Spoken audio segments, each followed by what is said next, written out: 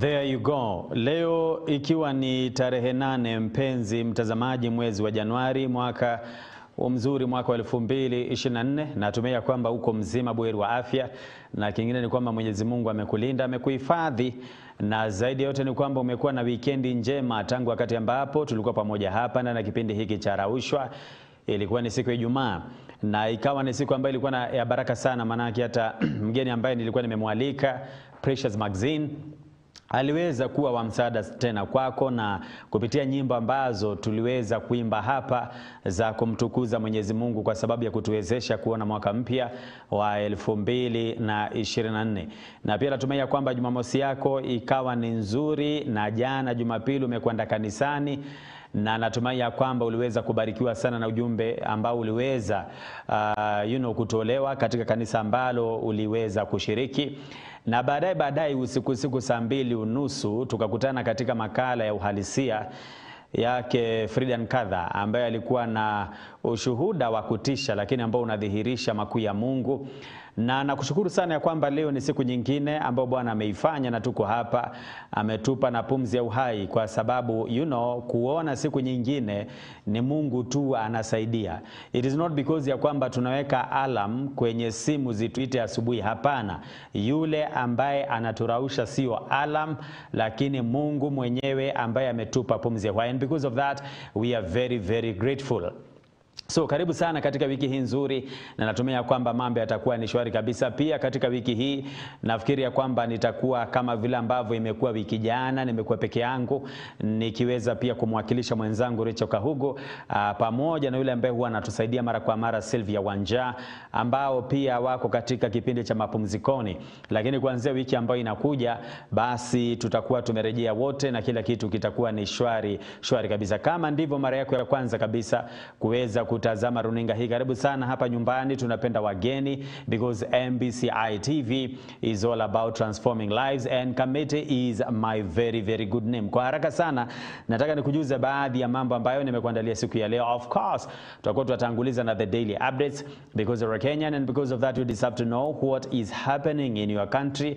Zitakuwa ni taarifa mbili kutoka hapa nchini Kenya na moja ya kimataifa, nikiamini kwamba utaweza kubarikiwa sana. Baadaye tutakuwa tunaingia katika sehemu ile ya tega sikio, na natumai kwamba kila kitu kitakuwa ni shwari kabisa. Tega sikio ya leo tutaweza kujifunza sisi wote katika mwaka huu mpya wa 2024. Alafu sasa kutakuwa na sehemu ambayo nimekuandalia kuhusiana na kabla ya kuweza kuandika maazimio yako ya mwaka mpya, some of the things that you're supposed to do, and I believe ya kwamba that particular segment itaweza kukusaidia sana kuelewa jinsi ya kufanya mambo katika mwaka huu mpya wa 2024. Then baadaye sasa nitakuwa na mgeni, ni kuanzia mida ya saa 2:30 nitakuwa na mgeni ambaye atakuwa anakuja hapa studioni, na tutakuwa tunazungumzia swala ambalo linaendana na the place of skills in offering solutions in 21st century society. Ukipenda kwa Kiswahili, tutakuwa tunajadili hii mada kuhusiana na nafasi ya ujuzi katika kutoa suluhisho ama suluhu mbalimbali katika jamii ya karne hii ya 21. And I believe ya kwamba hii pia inaendana na wewe mwanafunzi. Najua kwamba leo ndivyo wengi wanafunzi wanaanza kurudi shuleni, and I believe ya kwamba this is one topic that is going to be an eye opener. Kwa hiyo hakikisha kwamba haujapitwa na mambo yatakuwa ni shwari kabisa. And of course baadaye kutakuwa na nyimbo hapa, na pia kutakuwa na today's inspiration wakati ambapo tunajiandaa kukifunga kipindi hiki cha leo, lakini hapo ni mida ya saa 4. Lakini pia usisahau ni kwamba katika wiki ambayo imepita hatuja kuwa na kile kipindi ambacho huwa kinaanzia saa 4 asubuhi, saa 4:30 asubuhi mpaka saa 6, kipindi ambacho kinafahamika kama the Mid Morning Park. But now today, the mid-morning park is going to be live. Yes, tumerudi baada ya kipindi hicho cha wiki mbili hivi za mapumziko. Na leo pia niko na mgeni, kwa sababu mimi bado ndiye nitakuwa na kuongoza katika kipindi hicho mida ya saa 4:30 asubuhi ya leo. Na mgeni ambaye niko naye pia ni mtumishi wa Mungu. Tumekuwa naye si mara moja si mara mbili, na labda unafikiri ni Mr. Gidenji. No, it is not Mr. Gidenji. Tutakuwa na mtumishi wa Mungu Mr. Mwangi, na atakuwa anatueleza why is it ya kwamba unapata umeandika resolutions za mwaka mpya, lakini by the end of the year unajipata kwamba uko pale pale. Mr. Mwangi amehusika sana katika mambo mengi, Mungu amemsaidia.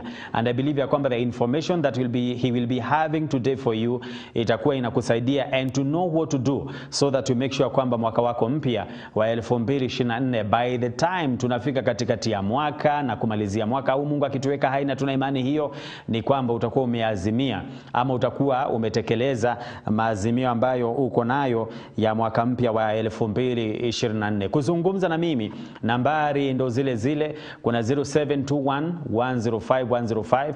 Ukipenda pia unasema kwa Kiswahili ni 0721105105, na pia kuna nambari nyingine short code ambayo ni free of charge ni 23814 23814 23814.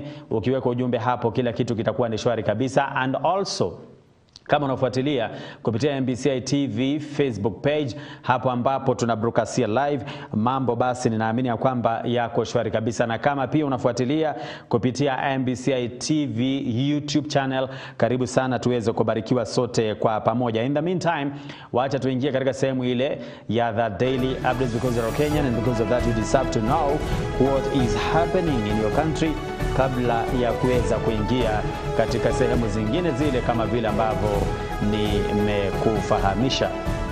Na ndani ya the daily updates leo, baadhi ya taarifa ambazo tumezipa kipaumbele ni mbili, lakini ukifuatilia zaidi kupitia MBCI Radio, taarifa hizi na zinginezo utaweza kuzipokea kwa undani zaidi. Nao wanaomiliki eneo moja la burudani katika mtaa wa Kilimani, Nairobi, wametakiwa kulipia gharama ya matibabu ya wanahabari walioshambuliwa humo na vifaa vyao vilivyoharibiwa. Chama cha wanahabari nchini KUJ kinataka walinzi wa eneo hilo la burudani pia wawajibishwe kwa vitendo vyao kwa kufunguliwa mashtaka. Katibu mkuu wa chama hicho Eric Oduor alilaani kisa hicho, huku akitoa wito kwa wanahabari kupewa ulinzi wanapokuwa kazini. Siku ya Ijumaa usiku, maafisa wa shirika la kupambana na matumizi ya mihadarati na kada walitekeleza msako dhidi ya wanaovuta shisha katika eneo hilo la burudani, wakiwa wameandamana na wanahabari ambapo walishambuliwa. Mpiga picha wa shirika la KBC Jane Kivira alipata majeraha ya mgongo, huku mwenzake Lawrence Tikolo wa runinga ya Citizen, Boniface Bogita wa shirika la Nation Media na Boniface Okendo wa shirika la Standard Group nao pia wakijeruhiwa. Shisha ilipigwa marufuku nchini, lakini kuna maeneo ya burudani ambayo bado yanauza, na katika siku za hivi majuzi maafisa wa nakada wamekuwa wakifanya msako na kukamata wauzaji na wavutaji wake kutoka eneo hilo la burudani. Watu 21 walikamatwa na wanatarajiwa kufikishwa mahakamani hii leo. Tunasonga mbele ambapo Inspector General wa polisi Japhet Koome ameagiza kwamba uchunguzi utekelezwe kuhusu kufurushwa kwa watu na nyumba zao kubomolewa huko Voi, kaunti ya Taita Taveta. Koome amechukua pia hatua ya kuhamisha kamanda wa polisi katika eneo la Pwani, kamanda wa polisi katika kaunti ya Taita Taveta na mwenzake wa kaunti ndogo ya Voi ili kutoa nafasi kwa uchunguzi. Maafisa hao watahudumu katika makao makuu ya polisi jijini Nairobi. Msimamizi huyo wa polisi alisema kwamba maafisa yeyote ambaye atapatikana na hatia ya kuendesha ufurushaji na ubomozi huo bila idhini ataweza kuchukuliwa hatua kali za kisheria. Familia zipatazo 3,000 ziliachwa bila makao katika eneo la Msambweni baada ya nyumba zao kubomolewa na kampuni moja kibinafsi inayodai umiliki wa ardhi hiyo. Kiongozi wa muungano wa Azimio la Umoja wa Kenya Raila Odinga na viongozi wengine wa kaunti ya Taita Taveta walilaani ubomozi huo uliotekelezwa na kundi la watu lilokuwa limelindwa na maafisa wa usalama. Na katika habari za kimataifa ni kwamba wizara ya masuala ya kigeni ya China imetangaza vikwazo dhidi ya kampuni 5 za kuunda na kuuza silaha nchini Marekani kufuatia hatua ya kampuni hizo kuuzia Taiwan silaha. Haya yanajiri baada ya Marekani kukubalia utoaji wa silaha za thamani ya dola milioni 300 kwa kisiwa kinachojisimamia cha Taiwan ambacho bado ni himaya ya China. Mwezi jana Marekani ilitoa usaidizi huo ili kuboresha ulinzi wa kisiwa hicho, swala ambalo lilisababisha China itangaze kwamba itachukua hatua dhidi ya Marekani. Kampuni ambazo zimeathirika na vikwazo hivyo ni BAE Systems, Land and Armament, Alliant Tech Systems Operation, Environment, na pia kuna Viasat na Data Link Solutions. Taiwan imeamua kujihami kabla ya uchaguzi wa Januari 13 mwaka huu kwa sababu unadhaniwa kuwa uchaguzi kati ya amani na vita. China imekuwa ikiongeza shinikizo kwa Taiwan tangia mwaka 2016 wakati Tsai Ing-wen alichaguliwa kuwa rais wa kisiwa hicho kwa madai kwamba anataka kuongoza kujitenga kabisa kwa eneo hilo na China. Tsai alijibu hilo akisema kwamba wenyeji wa kisiwa hicho ndio wataamua hatima yao. Katika miezi hivi majuzi, ndege za kivita za China zimekuwa zikionekana katika kisiwa hicho na usimamizi wake sasa unaonya China dhidi ya kuingilia uchaguzi huo. Ni baadhi ya taarifa ambazo mtazamaji zimeweza kugonga vichwa vya habari, and of course katika muda wako kupitia MBCI Radio saa 6 adhuhuri, saa 10 alasiri, saa 1 jioni, saa 3 usiku.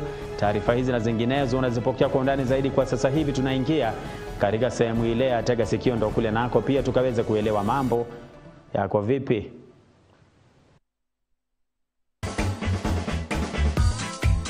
Amazing. Now, katika tega sikio ya leo mtazamaji, mimi na wewe ningetaka tuwe makini sana ndivyo tuweze kuipata kwa njia iliyo safi kabisa, kwa sababu huenda labda unajipata katika hali hiyo and you are wondering what is happening.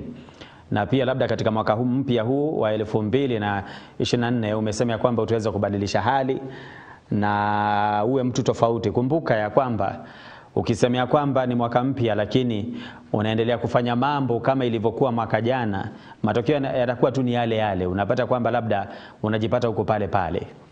Kwa hivyo ni vizuri wakati ambao tunasema kwamba tunafanya na maazimio mengine yanahusiana na biashara, mengine yanahusiana na maisha yetu katika wokovu. Yani tuko na maazimio mengi. Mengine ni katika hali ya kifamilia, yani kuna mambo mengi tu, na ni vizuri basi kuweza kujua ili usijipate katika hali ambayo unajiuliza what is going on now.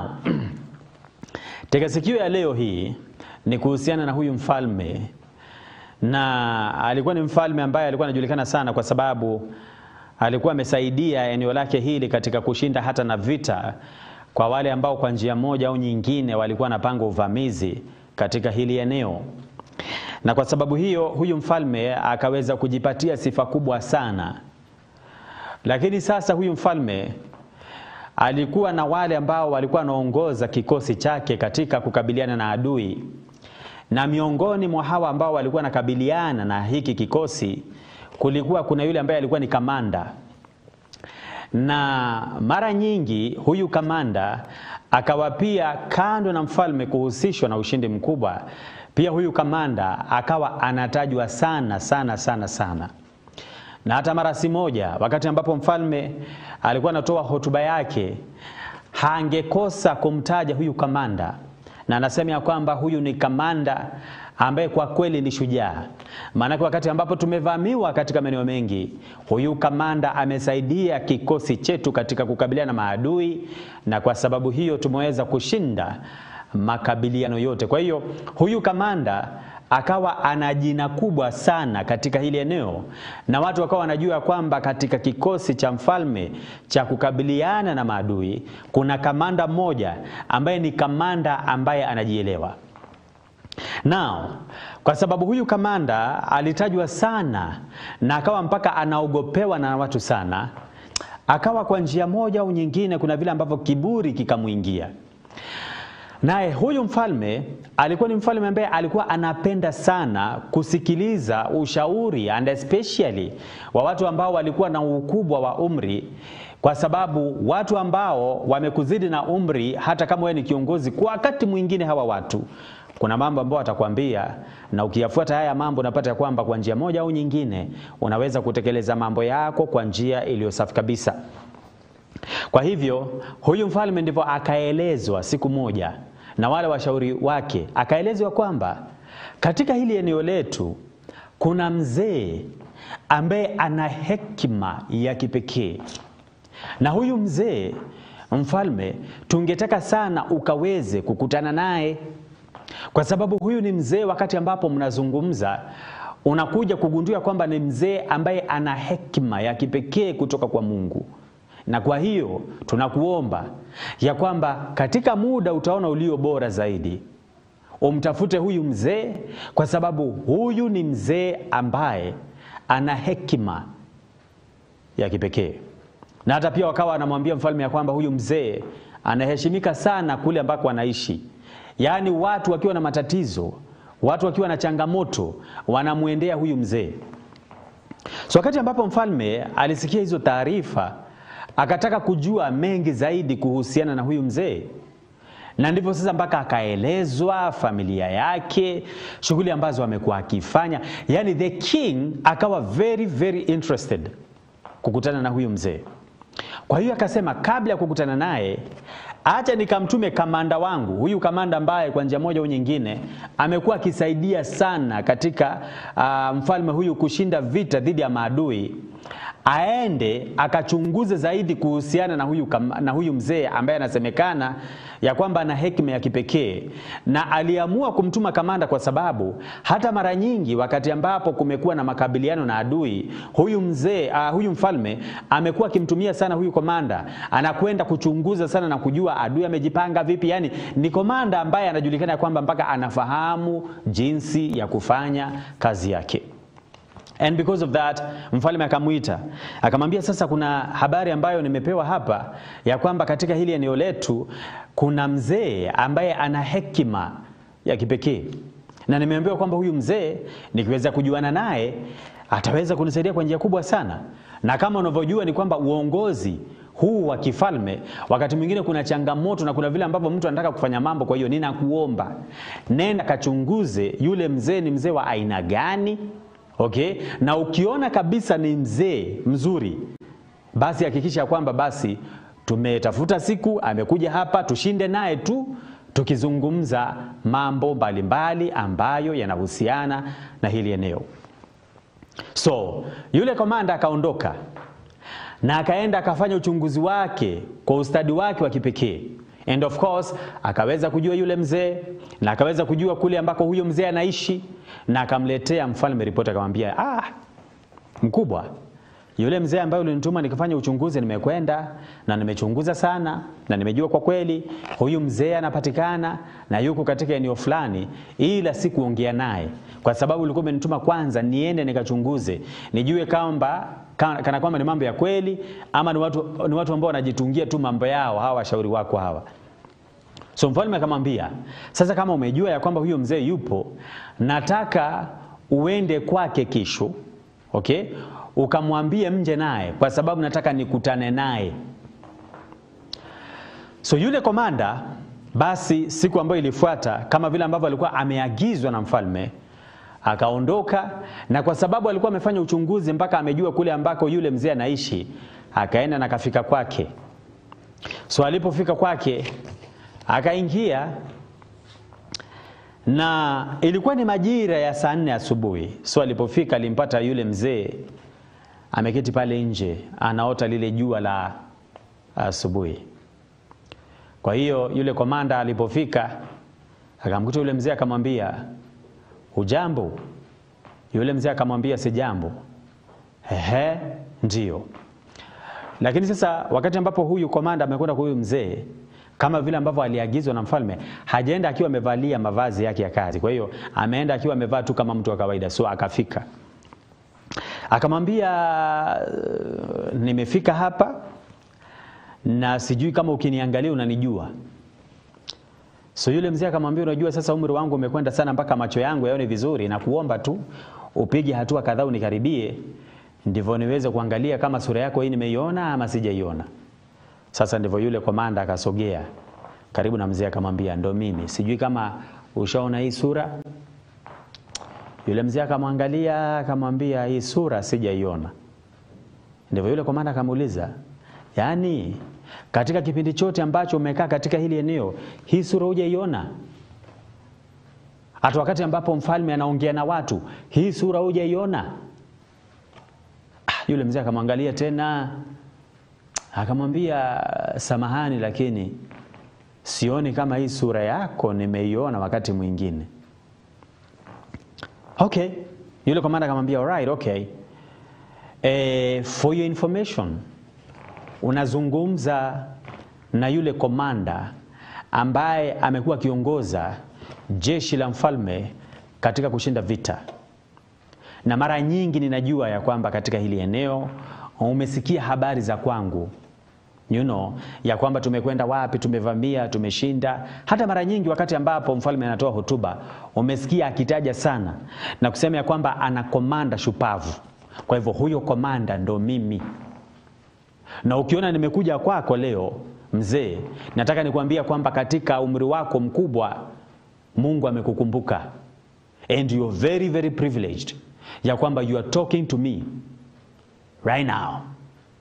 Mimi hata huwa sitoki kule kwa mfalme ovyo ovyo. Ni vile ambavyo tu kuna kibali kikubwa ambacho umekipata ya kwamba uko hapa asubuhi ya leo, komanda amekuja mpaka kule ambako unaishi na unaongea na komanda one on one. Mimi katika vita vyote ambavyo tumeweza kushinda, ambazo tumekwenda kupigana na adui, kwa sababu ya huo ushindi, mfalme akaniaminia mpaka nimepewa mpaka na wafanyakazi wa kunisaidia katika shughuli zangu za kila leo. Actually, wale ambao walikuwa nafaa kutumwa kuja kuongea nawe si mimi. Walikuwa nafaa kutumwa wale ambao ni wafanyakazi wangu ambao wako chini yangu waje wakuletee ripoti. Lakini ukapata favor kubwa sana na kibali machoni pa Mungu ya kwamba mimi kama komanda, mfalme akaona ya kwamba mimi ndio ninafaa kuja kwako kukuletea ripoti ambayo amenipa. Sasa yule mzee ameshangaa. Ndivyo yule mzee akamuuliza, na umekuja na mambo mengi sana na kujitambulisha kwa titles and okay. Akamwambia alright, unaweza ukaketi. Akamwambia hapana mzee, mimi sija kuja hapa kuketi, nimekuja hapa kukuletea ripoti ya mfalme. Na by the way, vile ambavyo nazungumza na wewe, ungekuwa sasa hivi ni kujitayarisha, unajitayarisha, kwa sababu mfalme anahitaji kukuona leo hii. Na si leo tu, lakini sasa hivi. Yule mzee akamwambia, unajua hata na tatizo la kusikia, kwa hiyo na kuuliza tu kapaze sauti yako kidogo ndivyo nikaweze kukusikia vizuri. Yule komanda hasira zikaanza kumpanda.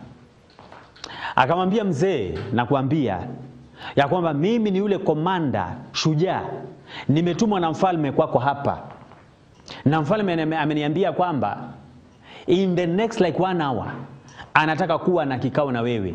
Kwa hivyo vile ambavyo nazungumza na wewe, unafaa kuwa ni kujitayarisha, unajitayarisha, kwa sababu tunafaa kuondoka na wewe sasa hivi.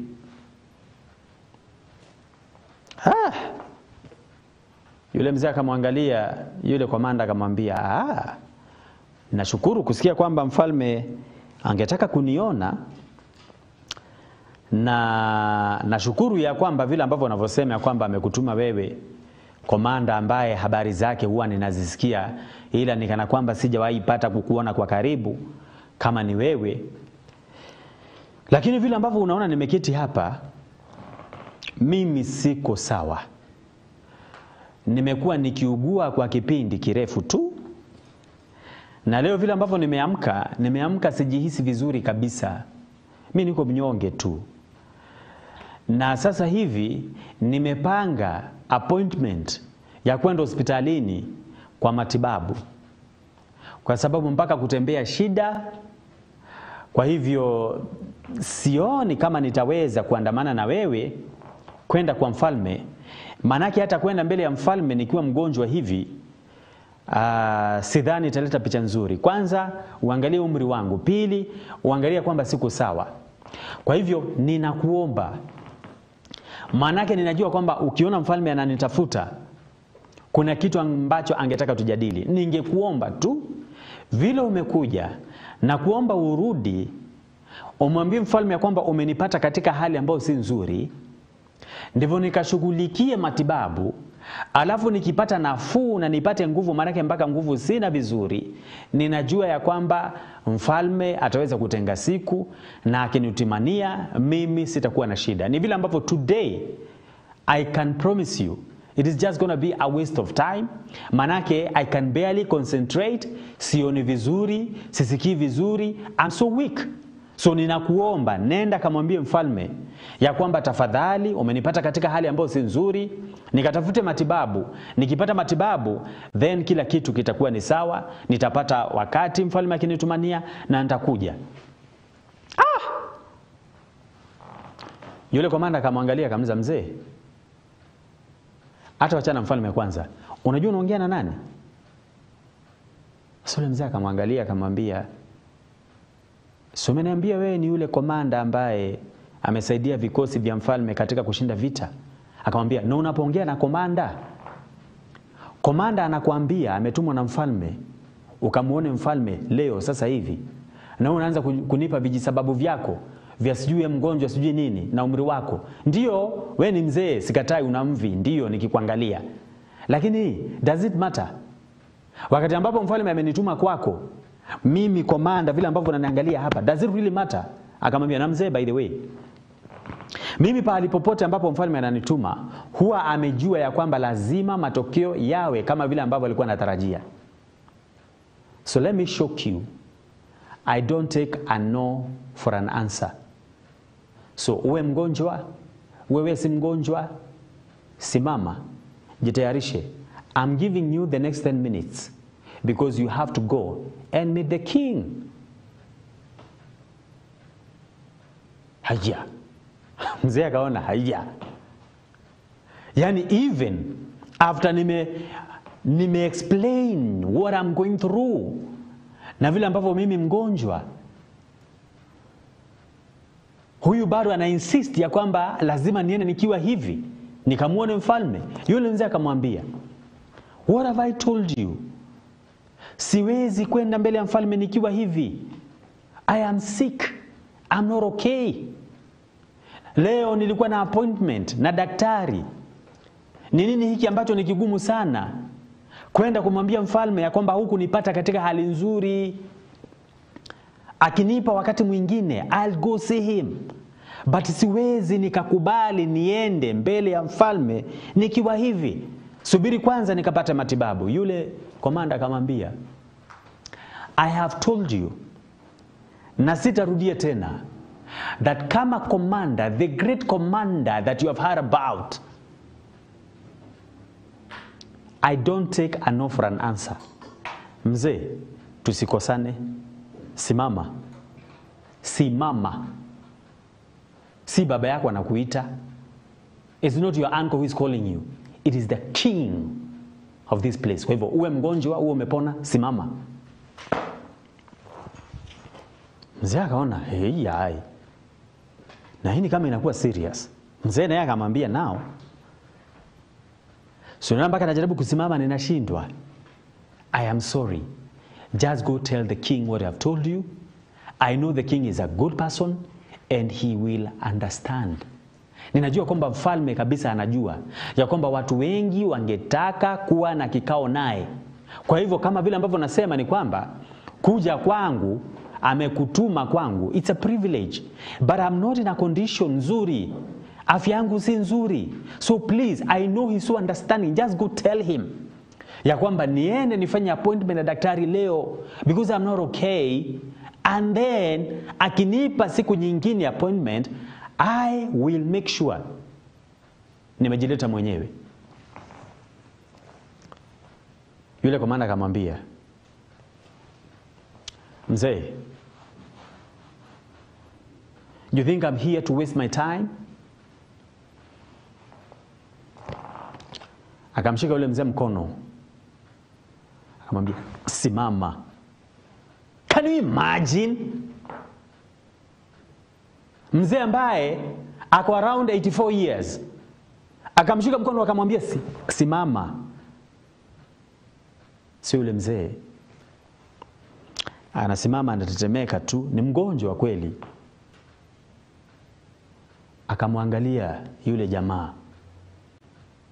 Yule komanda akamwambia, I told you, sikutumwa hapa kupoteza muda. Mimi ni yule shujaa komanda ambaye amemsaidia mfalme kushinda vita. Nakuja hapa kukuambia mfalme na kuita, alafu unaanza kunipea excuses hapa. Nionekane ni kama sijui ile kazi ambayo ninaifanya. Nimekwambia simama, na ukicheza mzee naweza kukushughulikia hapa Na ukicheza mimi hata naweza let me tell you. Mzee, mimi naweza kufanyia kitu hapa saa hii usahau kama wewe ni mgonjwa, okay? Ingia kwa nyumba, vaa, toka. And I'm not joking. I'll deal with you perpendicularly.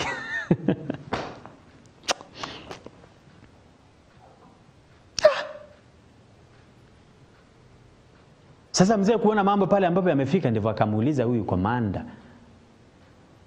Na sasa wewe, young man, mfalme alikutoa wapi? And by the way, kuendelea hata na zaidi, usiwahi kulitumia hilo jina shujaa. Kwa sababu kabisa wewe si shujaa. Because nikikuangalia na umri ambao Mungu amenisaidia, na nikikuangalia vizuri, so mzee akakuwa very tough. Akamwambia nikikuangalia vizuri kabisa na umri ambao niko nao, na hata katika hali ambayo umenipata ndani yake, nikikuangalia vizuri hivi na the experience that I have, hilo jina shujaa wewe halikufai. Because nimegundua kwamba wewe ni mtumwa wa mtumwa wangu. You are a slave of my slave.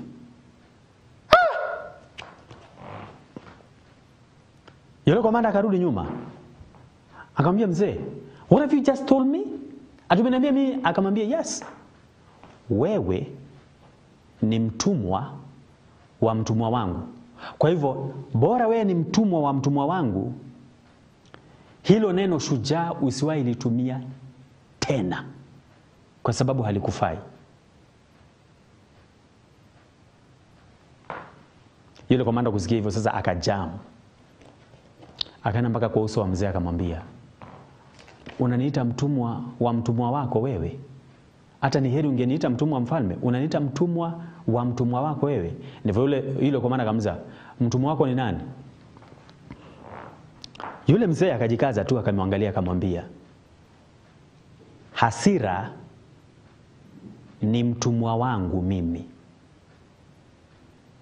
Mimi unavyoniona na umri ambao niko nao, unless mimi mwenyewe niamue nikasirike, huwa sikubali kabisa hasira kunitawala. Na Mungu ameniwezesha kudhibiti hasira zangu.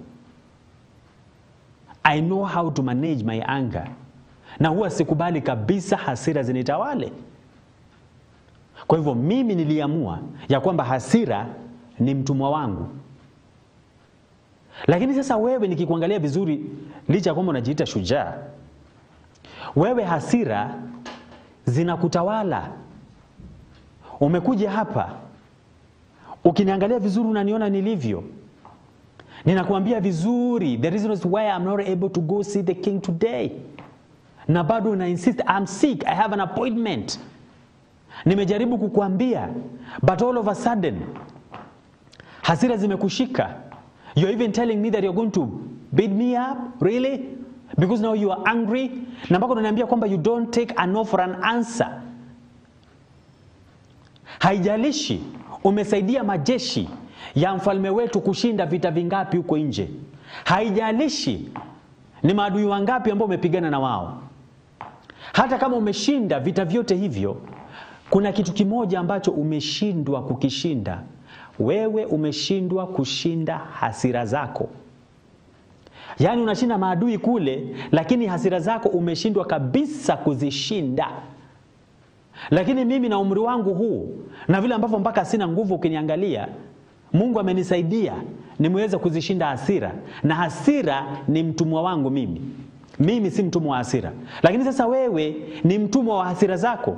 Manake hasira zinakuingia, unaongea unavyotaka, unaanza kuhamaki, unataka kunipiga mpaka uangalie mpaka na umri wangu. So wakati ambapo ninakuambia kwamba wewe ni mtumwa wa mtumwa wangu, ninamaanisha kwamba mimi hasira vile ambavyo nimeweza kudhibiti na wewe umeshindwa, nikumaanisha kwamba wewe ni mtumwa wa hasira zako. Na kwa sababu mimi mwenyewe nimeweza kushinda hasira, then it means ya kwamba you are a slave of my slave. Mpaka siku ambayo utaweza kuzishinda hizo hasira, hiyo ndiyo siku utakuwa shujaa. Lakini hata ushinde vita huko nje na upewe sijui medals ngapi, lakini hasira bado zinakutawala, wewe bado ni mtumwa wa mtumwa wangu. That's when the commander aliposikia hayo maneno huyo mzee, na akamwangalia yule mzee na akaona vile ambavyo yule mzee amemwangalia, ndivyo the commander akarudi nyuma. Akamwangalia yule mzee na akamwambia, mzee, nimekusikia na nimekuelewa. And he left. And he went straight to the king. Na akamwambia, asante, umenituma.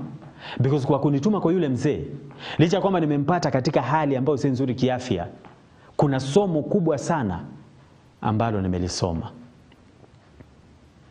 And from there na kuendelea, this commander akasema lazima ahakikishe ya kwamba kando na kushinda vita vya adui, ameweza pia kushinda adui mkubwa ambaye alikuwa anamwandama kila leo, adui wa hasira.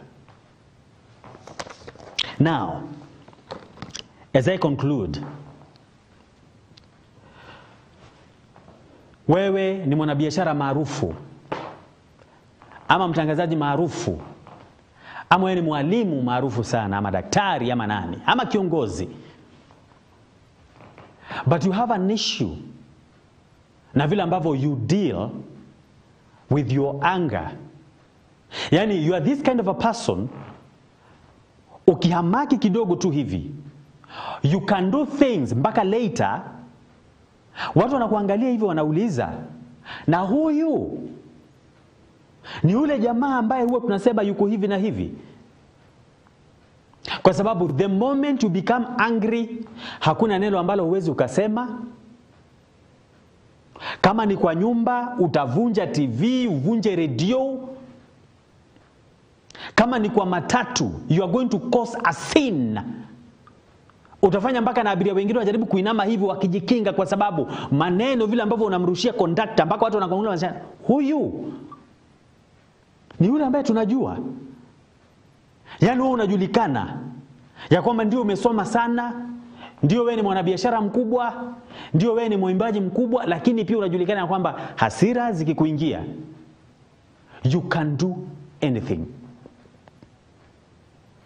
Kama vile ambavyo huyu mzee alimwambia huyo komanda ya kwamba hata ukiwa shujaa kiasi gani, wewe ni mtumwa wa mtumwa wangu, as long as hasira zinakutawala, ujue ya kwamba wewe ni mtumwa kwa hizo hasira. Na katika mwaka mpya, uombe Mungu akusaidie uweze kudhibiti hasira, mpaka hasira zenyewe ziwe mtumwa kwako, lakini si wewe uwe mtumwa wa hasira. Because hayo ni mambo mawili tofauti. You should be in a position whereby you are able to manage your anger. Sometimes someone has done something, na unafeel ya kwamba kabisa kile ambacho amekifanya anakusudia, and you feel like you're going to burst. If you do, ujua kwamba hasira zimekufanya mtumwa. But if you manage to control yourself na kujidhibiti mpaka kimawazo, ujua kwamba umeweza kuzifanya hasira ziwe mtumwa. Kwa hivyo mwaka mpya, chagua, utakuwa mtumwa wa hasira zako ama hasira ndizo zitakuwa mtumwa. Haya. And that is the Legacy Cure for today. Tutakuonesha vipindi ambavyo tunavipeperusha hapa katika runinga hii ya MBCI, na pia that segment ya kukuambia before you come up with New Year's resolutions, what you're supposed to do. And then ikirudi hapa, narudi na mgeni ambaye niko naye, ndivyo tuweze kuangalia ujuzi vile ambavyo unasaidia katika karne hii ya 21. Usiende mbali.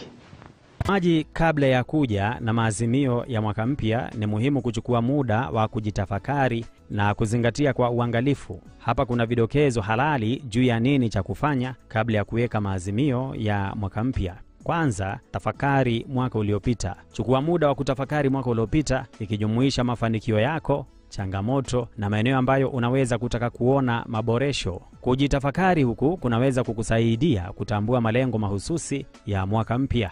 Pili, weka malengo yaliyo wazi na yanayoweza kufikiwa. Badala ya maazimio yasiyoeleweka, zingatia kuweka malengo mahususi yanayoweza kupimika, yanayoweza kufikiwa, yanayofaa na ya muda. Malengo wazi yanatoa ramani ya mafanikio unayotaka na iwe rahisi kufuatilia maendeleo yako. Tatu, tambua vipaumbele vyako. Zingatia kile ambacho ni muhimu kwako na ni wapi unataka kuelekeza juhudi zako katika mwaka mpya. Hii inaweza kukusaidia kutanguliza malengo yako na kuhakikisha kwamba maazimio yako yanapatana na maadili na matarajio yako. 4. Tathmini rasilimali zako na mfumo wa usaidizi. Chunguza rasilimali ulizonazo, ujuzi na usaidizi unaopatikana. Kuelewa uwezo wako na maeneo yanayowezekana ambapo unaweza kuhitaji usaidizi kunaweza kukusaidia kupanga vyema ili kufikia maazimio yako. 5. Unda mpango wa utekelezaji. Mara tu unapotambua malengo yako, tengeneza mpango wa utekelezaji uliopangwa ili kukusaidia kuyafikia. Gawanya malengo yako katika hatua ndogo zinazoweza kutekelezeka na uweke ratiba ya kila hatua muhimu.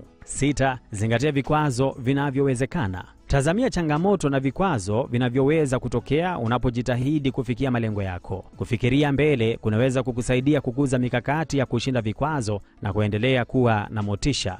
7. Kuwa mkweli. Ingawa ni muhimu kulenga juu, ni muhimu pia kuwa na uhalisi kuhusu kile unachoweza kufikia ndani ya muda uliowekwa. Kuweka malengo ya kutamani sana au yasiyoweza kufikiwa kunaweza kusababisha kufadhaika na kukata tamaa. 8. Sitawisha mawazo chanya. Fikiri mchakato wa kuweka maazimio ya mwaka mpya kwa mawazo chanya na yenye matumaini. Amini katika uwezo wako wa kufanya mabadiliko ya maana na uwe mkarimu kwako katika safari yote. Kwa kuzingatia mambo haya kabla ya kuweka maazimio ya mwaka mpya, unaweza kuongeza uwezekano wa kufanikisha malengo yako na kuleta mabadiliko chanya katika maisha yako. It is first a news story, then they are broad. No, you will not. It has already shot up. You're not in a position maybe to buy some of the basic commodities in the supermarket. Nobody Those have will. gone up. Weighty and critical underlying issues. We dig deeper, clarify, and unpack. The mid-morning pack. It doesn't matter what we talk about. At the end of the day, we're still going to depend on the smaller economies of East Africa to supply us with food. It is incisive, articulate, compelling, and transparent. Every Wednesday from 10:30 a.m. to 12 p.m. with Mangicho Mola and Paul Kagi.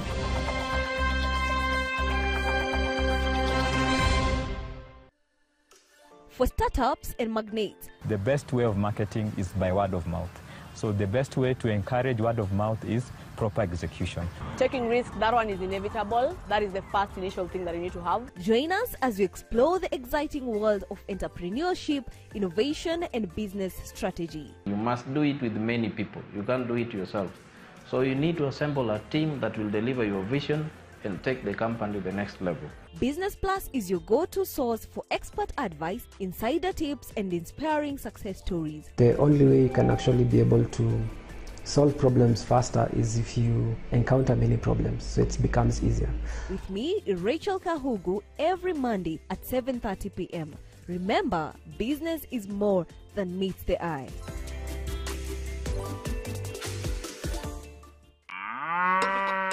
Kilimo ni uti wa mgongo katika uchumi wa kitaifa. Akili Shambani inakufunza mbinu mbalimbali za kilimo cha mimea na ufugaji. Tunavuka milima na mabonde kukuelimisha mengi kuhusu ubunifu na teknolojia katika kilimo. Yote 9-10 ni masoko, nayo je? Tunahusika na mkulima kutoka kwa shamba hadi sokoni.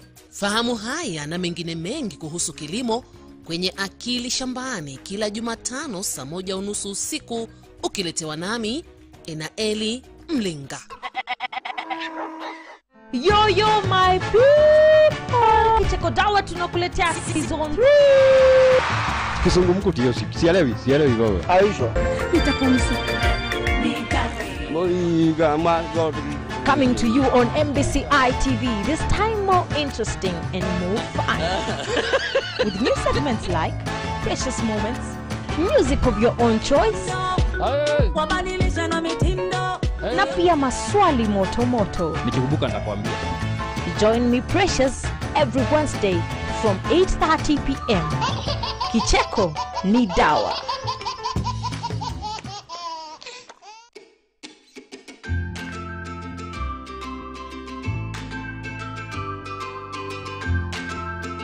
Hi there, my name is Perpetual Nyambura and I love cooking. We all love art and we all love good food. Yeah, ukiwa na passion ya upishi. Yes. Hii inasaidia sana. Kwa sababu kuna watu hupika just for the sake. Mulo Wetu introduces you to creativity in meal preparation. Don't miss a fresh episode of Mulo Wetu. Kila Alhamisi 7:30 to 8 p.m. Marudio yake iko hapa, that is Friday from 2:30 p.m. to 3:30 p.m. only on MBCI TV.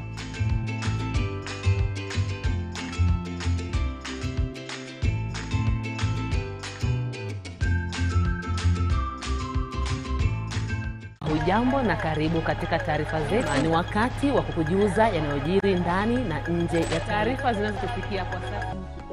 Yote haya ni kwenye makala Jamii Yetu kila Ijumaa saa 12:30 jioni hadi saa 1 usiku, ukiletewa nami Enaeli Mlinga.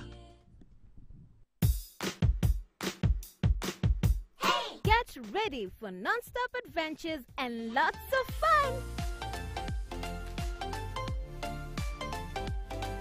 Each episode is packed with engaging stories, vibrant animations, catchy songs, educational session, and unforgettable moments. She sells seashells at the seashore. Hey! We inspire and empower young minds as we develop important life skills while having a blast. Join us every Saturday on your favorite channel from 9:30 a.m. as we have an amazing time. Don't miss out! Experience a journey of spiritual elevation and immerse yourself in the most uplifting worship moments.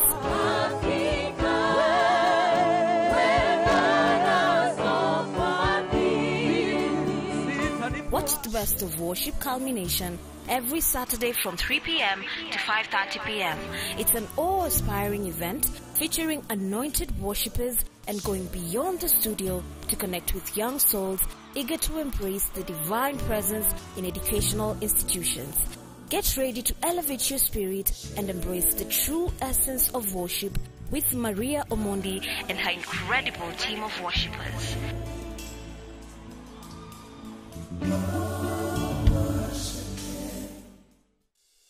Are you ready to unlock the secrets behind successful career choices? Join us for an eye-opening journey as we delve deep into the minds of professionals from various career fields. So what is your take on employment?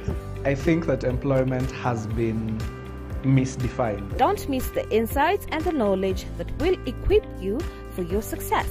Meet the HR every Friday from 8:30 p.m. with Sylvia Wanja. And remember, there is no luck in career, but it's an opportunity meets preparation. Usimiss kwenda mbinguni. Mabiti na makeki. This is serious. Doctrines continue to differ.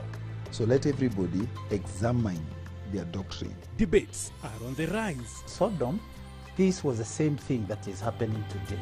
And the information is plenty. People go to the wrong sources, expecting to get the right answers. Amidst all these, what is the truth? This judgment is not based on sin. The Bible is clear, and there is an answer for every query. Ask the Ministers of God show every Saturday, 8:30 p.m. The Virtuous Woman Show brings to you authentic stories from all women of all walks of life. You start going to the bar to watch football. Yes. And you started just as going to watch football. No, I was intentional. Why do you want to kill these babies? And I'm looking at him and I'm asking, what babies? Through their experiences, we are able to enlighten and encourage each other. He strangled me, pushed me to the ground, and the first thing he asked for was my M-Pesa PIN. He proposed, and that's when I said, people will come to understanding and knowledge that this one, she's not just a religious woman. Yeah. she's a called woman. Catch the Virtuous Woman Show every Sunday from 6 p.m. with Sheila Juma. In a world filled with secrets, betrayals, and unexpected twists, two sisters about to collide in ways they never imagined, lighting a fire that will shake their lives to the core. And now, there's the old cycle of pain and betrayal. Yet, a new challenge is at hand. Join Hadassah on a journey of redeeming her destiny every Sunday at 7:30 p.m.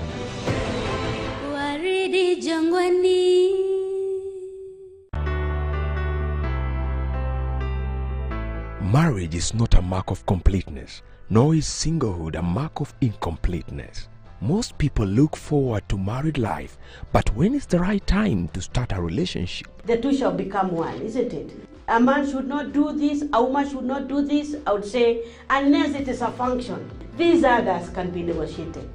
Marriages are meant for us to enjoy and not endure one another. For better, for worse. That is what we call an affirmative covenant. Are we showing fidelity? Don't miss the Marriage Classroom to learn more about relationships and marriage. Relations in a relationship that is not yet in, joined together, you are not in marriage, is a no. It will never be right now, it will never be right tomorrow. It will never be okay, even in the future. Every Sunday, only on MBCI TV. Baadhi ya vipindi ambavyo tunavipeperusha hapa ndivyo hivyo, tumekuonyesha vyote ndivyo ukaweze kujua kwamba sio Raushwa peke yake kipindi ambacho huwa kiko hewani. Kuna vipindi vingine vingi, na vyote vipindi hivi vinalenga katika kukusaidia na kuhakikisha kwamba kama mtazamaji wetu umeweza kuelimishwa, kujuzwa, hata na kutumbuizwa, na kila kitu kinakuwa ni shwari kabisa. Kumbuke kwamba our MBCI is all about transforming lives, na tunahakikisha kwamba we transform your lives in all aspects, okay? Now, nimerudi hapa, na kama vile ambavyo nilikuwa nimekueleza ni kwamba leo siko peke yangu, niko na mgeni ambaye amenitembelea. Kuna masuala ambayo tutakuwa tunayazungumzia, lakini kabla ya kuweza kufika hapo, niruhusu kwa haraka sana nipitie tu baadhi ya jumbe ambazo zimeingia kupitia MBCI TV Facebook page, MBCI TV YouTube channel, na pia kupitia tu 0721105105 na pia kupitia 23814. Alafu sasa kutoka hapo tuingie kwa mada ya leo. Dolphin Mokeira, na kuona pale kwenye YouTube ulikuwa unasema ya kwamba unasubiri sana Tagasikio, na ndio hiyo umeipata, naamini ya kwamba imekusaidia. Then tuko na Julius Kirago ambao unasema ya kwamba unafuatilia kipindi. Njoki Judy ukisema ya kwamba umependa sana sehemu ya Tagasikio, umeandika loving the story. And then kuna Jacinta Waithira ambao unasema tuned kutoka kule Naivasha, ukasema happy new week Mr. Kamete, happy new week kwako wewe pia. Winfred Henry, kumbe pia nao ulihepea huku, unasema good morning Team Raushwa. Good morning to you, asante sana kwa ujumbe wako. And then tuko na Omondi Jacqueline, asante, nimekuona pale na Mungu pia akubariki sana. Hizo tu ni baadhi ya jumbe ambazo zinaingia upande ule wa YouTube. Nikiangalia upande huu mwingine wa 0721105105 kila mahali nagusia kwa sababu ya muda. Kuna huyu ambaye anasema good morning Wilson, great Tagasikio, barikiwa. Unasema unaitwa Violin kutoka kule Kisaju. Kisaju sijui ni wapi, unaweza kuniambia. Mwingine hapa anasema happy new year. Happy new year to you. Unasema I'm happy to see you again katika mwaka huu mpya. Asante pia, na mimi nashukuru kuona ujumbe wako. Unasema hope this year I will be able to meet you face to face, Mungu akitujalia. And then for that Tagasikio today, I can say that anger is a supplement to pride. You cannot defeat anger without nurturing a contrite and pure heart. It was a great lesson. We continue learning. Cyrus N kutoka kule Nairobi, asante sana na Mungu akubariki. And then kuna mwingine hapa ambaye unasema #Tagasikio. Kwa kweli mtu ambaye anashindwa kudhibiti hasira zake, huyo basi anakuwa mtumwa wa hizo hasira. Lazima tufike mahali ambapo tunadhibiti hasira zetu, kwa sababu tukifanya hivi hivyo hasira zinakuwa watumwa kwetu, na kwa hiyo hatutakuwa watu wa kukasirika ovyo ovyo. Unasema ni Olivia kutoka kule Kitengela. Asante sana. Mwingine hapa unasema ni kweli, unasema hasara, Mungu aturehemu. Siku njema mtumishi, pia nawe ukaweze kubarikiwa siku ya leo. Mwingine hapa anasema wow, nice topic. Anger falls one letter short of danger. Jona kutoka Nakuru. Asante sana Jona kutoka Nakuru, Mungu akubariki sana. Mwingine hapa anasema kwamba kila wakati nikisikia habari za hasira zikitajwa huwa zinanikumbusha nilikuwa mtu aina gani miaka miwili ambayo ilipita. Kamiti, mimi libaki kidogo sana ningeua my own sister kwa sababu ya anga. Wakati ilifika hapo nikajua kwamba huo ni mtego shetani alikuwa ameniwekea wa kuweza kuniharibia hatima yangu. Tafadhali usinitaje jina, sitalitaja manake hata hujaliandika, lakini asante sana kwa ujumbe wako, nimeupokea kwa njia iliyo safi kabisa. Unasema ndio, wakati ambapo kuna hasira hapo ndipo utaweza kugundua ya kwamba watu ulivyokuwa unafikiria hawako hivyo. Unapata mtu amefanya vituko, baadaye akitulia ndivyo hata akiangalia hasara ambayo amesababisha anashangaa alikuwa anakasirika kwa nini. Mungu tusaidie katika mwaka mpya tuachane na hasira. Ndio unaweza ukahisi watu wanafanya mambo visivyo, lakini usikimbie sana kureact na kusema mambo ambayo utakuja kuyajutia baadaye.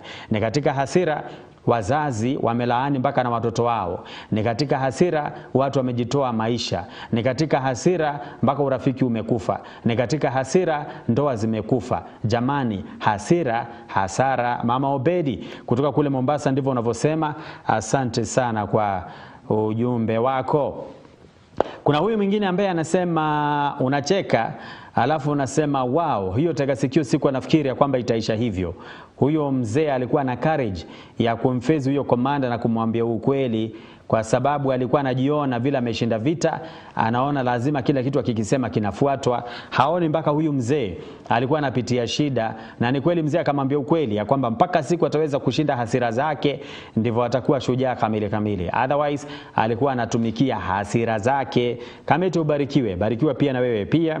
Upande huu mwingine sasa nikitamatisha ndivyo tukaweze kuingia kwa the topic that we are having today, and I believe ya kwamba this is gonna be an eye opener, na utaweza kujua katika karne hii ya 21 unafaa kuyafanya mambo kwa njia gani. Manake usipotumia skills zako kwa njia ambayo inakusaidia katika karne hii ya 21 unaweza ukajipata tu unalalamika kila wakati. Anasema huyu kipindi ni kizuri, lako jina huku lisema wala kule ambako unatoka. Mwingine ukasema muongee Kiswahili. Mimi tangu nimeanza kipindi nimeongea Kiswahili mpaka sasa hivi.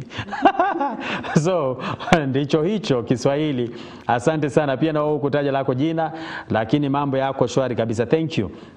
Kuna mwingine hapa ambaye anasema #tagasikio tunatazama mimi na mke wangu, watoto hawako. Kametu tunashukuru sana. Hasara. Nilikuwa hivyo. Nilikuwa mtu wa kuvuruga mpaka na familia, but ikafika na mahali nikaona familia yangu itavunjika. Nashukuru Mungu aliniondolea hasira. Baba Stacy kutoka kule Kiambu County. Thank you so very much. God bless you this beautiful morning. Unaniambia Kisaju iko katikati ya Kitengela na Isinya. Okay. Nilikuwa naona kwamba hili jina nimelisikia. Kuna wakati ambapo tulikuwa Isinya tukafanya uhalisia kule, na nafikiri tukamchukua mtu Kisaju. All right. Thank you. Violin, Mungu akubariki sana. Kwa hiyo mtazamaji, baadhi ya jumbe ambazo zimeweza kuingia ndo kama vile ambavyo nimezisoma, lakini siwezi nikazisoma zote kwa sababu muda unasonga sana, na ningetaka pia tuwe na mazungumzo ambayo tutakuwa nayo na mgeni ambaye niko naye, na ni mazungumzo mazuri, na ni mazungumzo ambayo pia wewe nawe yatakufungua sana uelewa wako na kuweza kujua katika karne hii ya 21 wewe kama mwanafunzi, as a young person, what you're supposed to do, na kuhakikisha kwamba the skills that you have zinakusaidia. Kwa sababu sasa kama skills hazikusaidii, utasaidiwa na nini katika karne 21? Skills. Ukiona mpaka serikali inabadilisha curriculum kwa sababu imejua ya kwamba skills ndizo zinakusaidia. Kule katika masoko kote katika ulimwengu sasa hivi skills ndizo zinakusaidia. And that is why unaona mpaka siku hizi watu wanapokwenda shule kusoma wanatafuta zile courses ambazo wanajua ziko na skills nzuri. Ukisikia watu wanakwenda Marekani, sijui wanakwenda Uingereza, sijui wanakwenda wapi, watu ni skills. Hai. Now, tunaangalia leo nafasi ya ujuzi katika kutoa suluhu kwa karne hii ya 21 kwa sababu hilo ndilo jambo ambalo ni la umuhimu zaidi, ambalo najua kwamba litaweza kukusaidia sana pale popote pale ulipo.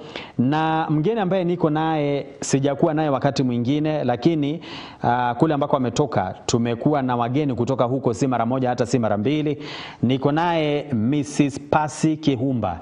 Na Mrs. Pasi Kihumba, kama kwa njia moja wewe kama mzazi ama kama mwanafunzi umekwenda pale Rift Valley Institute of Business Studies RVIBS, lazima umemuona tu mahali na lazima umemsikia. Na yuko hapa kwa sababu yeye ndiye atakuwa anatusaidia kuweza kuelewa the place of skills in offering solutions katika jamii hii ya karne ya 21. Na Mrs. Pasi Kihumba, yeye ndiye mwalimu mkuu pale RVIBS, na najua kwamba kwa njia hiyo basi umejua kwamba mazungumzo ambayo tuko nayo hapa ni ya kukusaidia sana kama mwanafunzi.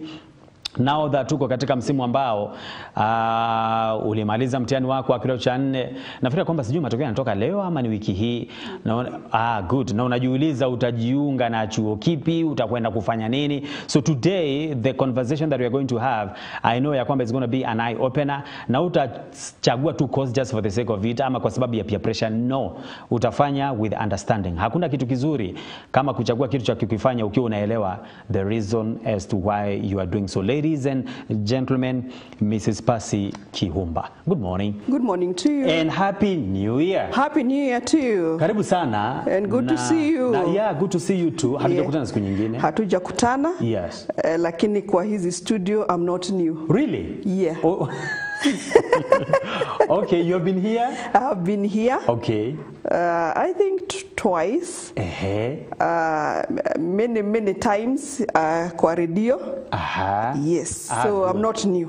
Okay. Kwa hii studio. Na kwa hii show? Kwa hii show pengine, yeah, I'm used I think to 10 to the mid morning. With Magicho.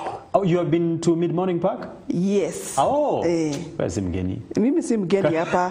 Mimi hapa niko nyumbani kabisa.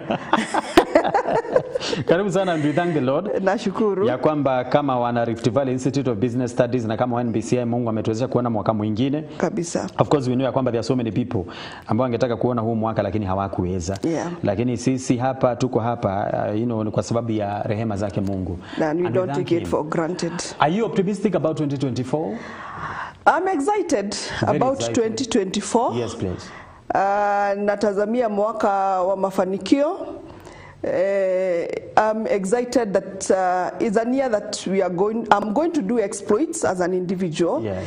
And it's also another year kama Rift Valley Institute of Business Studies, ambayo ni a technical institute. Sure. We are looking to do more exploits. Yeah. Kwa nini ninasema haya? Ni kwa sababu kuna quite some changes katika technical and vocational training colleges. Yeah. Na moja yake is what you are doing calling CBET training. Competence based education and training. Okay. So nakumbuka katika primary school na tuko na CBC. Yeah. Na nakumbuka nikiwa kwa hii studio nikiongea kuhusu CBC. And where it is taking us. Na sasa hiyo CBC ilianzia pale katika shule za chekechea. Yes. Tumeingia primary, sasa tuko na grade 7 na grade 8. And unajua last year tulifanya the last KCPE. Sure. Yes. So 844 done away with. We have done away with 844. Okay. Na sasa tuko sasa kwa junior secondary ambayo tunaenda hivyo tukiingia senior secondary. Alafu hao wanafunzi wataenda wapi? Watakuja college. Yes. Kwa hivyo na sisi college tuko sasa kwa CBC. Tunaita Competence Based Education and Training, CBET. Aya, ilikuwa ikuje mpaka huko? Kwani hao wanafunzi tunasoma wa CBC so that you are exit able to point handle them. Yes. Based on the knowledge ambao wameipata from there kwa foundation. Kabisa. Has it been rolled out? The CBET. Ilianza last year, last year September. Okay. That is when the government gave a directive that we go to CBET training. All the technical training colleges, all the universities that offer technical courses, our mode of training now is CBET. Is competence based education and training. Na hii ni training ambayo ni interesting sana. Number one, iko na what we are calling dual training. Dual training. Dual training ni kumaanisha 50% ya training tutafanya kwa darasa, 50% tutafanyia kwa industry. Kwa hivyo lazima tuwe na collaboration. How has it been before? How it has been before, tumekuwa tukifanya hands-on skills, hands-on skill, na tunapeleka wanafunzi attachment. Yes. Tunapeleka wanafunzi attachment. Yes. But now sasa hapa ni 50-50. Theory 50 skills. Another interesting bit ni curriculum ambayo tuko nayo. Hii curriculum ambayo tumepewa ya iko na CBET training, kuna kitu kunaitwa curriculum, and it is supported by what we call the occupation standards. Hii occupation standards imetoka kwa industry. The field, the industry kwa viwanda. Wale wenye viwanda wakawa na kongamano, for example media fraternity, wakasema sisi tunataka wafanyikazi wa aina hii, aina hii, aina hii. Kwa hivyo when we train for the media house, it is what the media house is looking for. Because there before tumepewa tu curriculum, unafunza ile curriculum, alafu sasa wakiingia kwa industry unashangaa, wakifika kwa industry unaangalia wenye viwanda ama they are asking, they are wondering, you don't have the skills that we need. Yeah, it has been a challenge. It has been a challenge.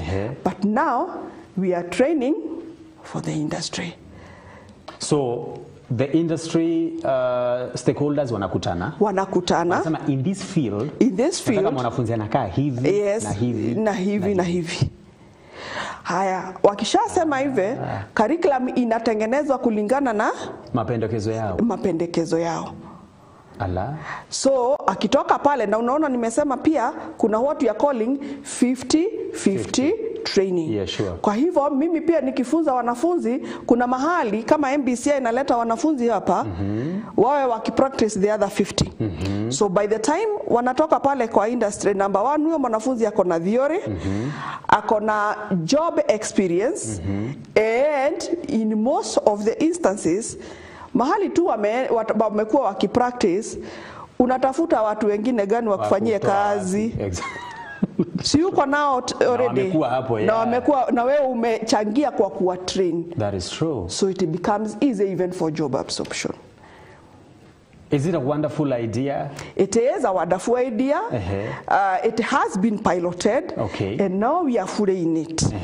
Fully in it. Have you as stakeholders in this sector anticipated any challenges associated with it? Of course, there must be challenges. There must be challenges, but we are looking at it positively because of the impact. It has been done before in other countries, right? And it has worked.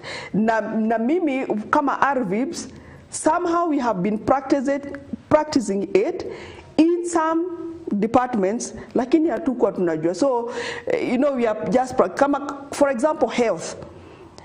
Niseme community health. Hawa wanafunzi wetu walikuwa wanasoma 3 days in class, alafu tunawapeleka kwa hospitali. For example. So huyo mwanafunzi unaona by the time anatoa tumekuwa tuki and by the time tulikuwa tunafanya hivyo is because we wanted to close a particular gap. Now kwa sababu serikali imeonelea hiyo ndio njia, we are excited. We are excited to move this.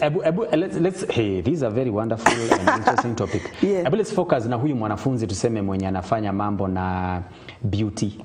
Okay? Amekuja, simna offer that course? Yes. Yeah, beauty and what it involves. Ebu show that student, probably mzazi anatazama ama anatazama, how it will work now with CBET, akiwa mwanafunzi mwenye amekuja RVIPs. How will it work? Now, one of the piloting departments we have had for quite some time is the beauty.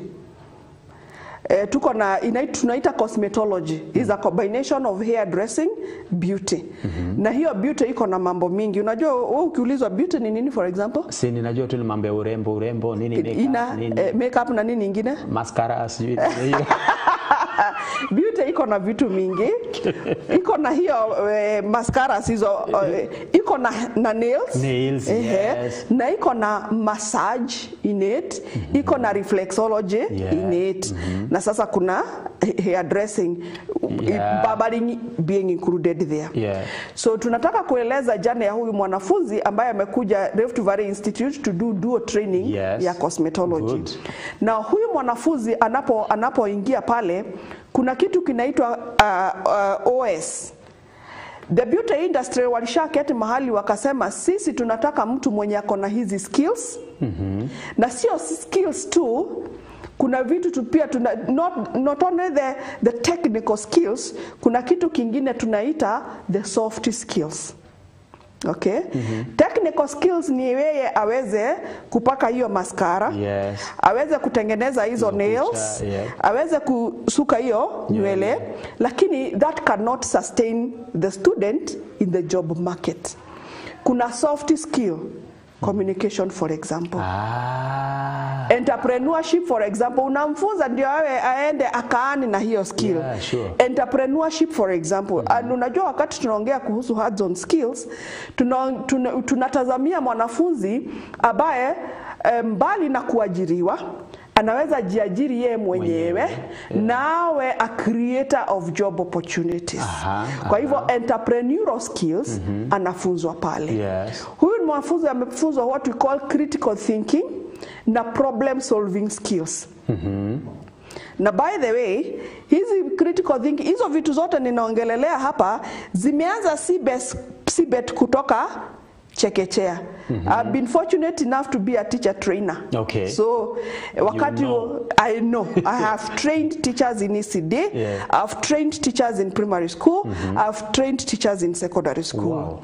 Na wakati CBC ilikuwa inaanziwa, so I know about even critical thinking skills na problem solving imeanzia pale CBC. All the way to the colleges. Na those are part of the soft skills wanafunzi wanafunzwa. Are you together? So wakati tunafunza yule mwanafunzi anafunzwa hizo skills. Tuseme amekuja kufanya cosmetology, a combined course of hairdressing and beauty. Anafunzwa the practical skills of hairdressing and beauty. And with RVIBs we have an interesting way of doing things. Mwanafunzi, part of what they pay for their school fees, kuna what we call a practical kit. Mwanafunzi analipia a practical kit. Na hiyo kit iko na equipment. A blow dryer. Every time iko na equipment. So kuna time atapewa blow dryer. Kuna time atapewa shaving machine.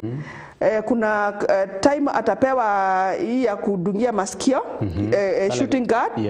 Kuna wakati atapewa inaitwa hii ya kukaushia kucha, the UV light.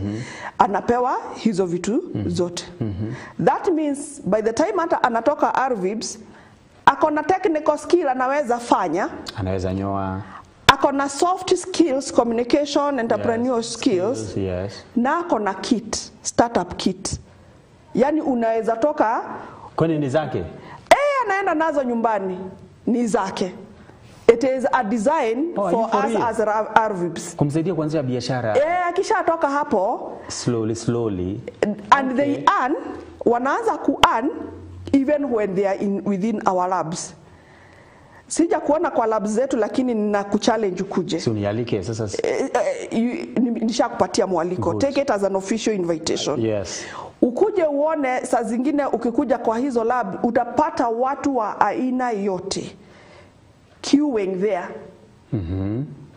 Wakanyolewe kule, watengenezwe nywele, watengenezwe makucha. So the students start actually earning while they are still learning. Unaona? Na hizi mashini atabeba. Hizo machines zake si ni kit na amelipia.